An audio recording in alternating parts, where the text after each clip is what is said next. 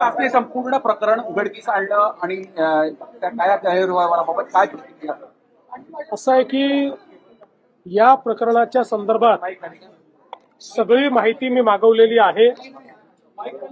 महसूल विभाग असेल, IGR असेल, लँड रेकॉर्ड्स असतील, या संदर्भातली सगळी माहिती मी मागवलेली आहे।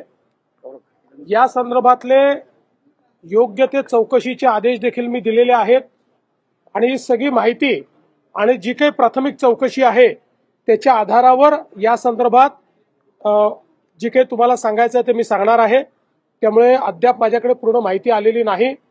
प्रायमा फेसी जे मुद्दे समोर येत आहेत ते मुद्दे गंभीर आहेत, त्याच्यामुळे त्याची योग्य प्रकारची माहिती घेऊनच बोललं पाहिजे।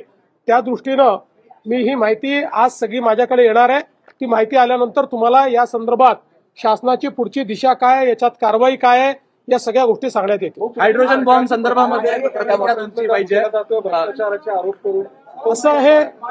पहिली गोष्ट अशी आहे की या संदर्भात उपमुख्यमंत्री ही अशा कुठल्या प्रकाराला पाठीशी घालतील असं माझं मत नाही, कारण या संदर्भात आमच्या सरकारचं एकमत आहे।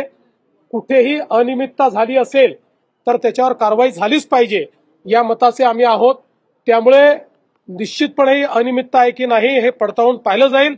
अनियमितता असेल तर त्याच्यावर अतिशय कडक कारवाई ही केलीच जाईल। CEN न्यूज देश प्रदेश की ताजा तरीन खबरों के लिए CEN न्यूज को सब्सक्राइब करें और रहें पल पल की खबर से हर पल बाखबर।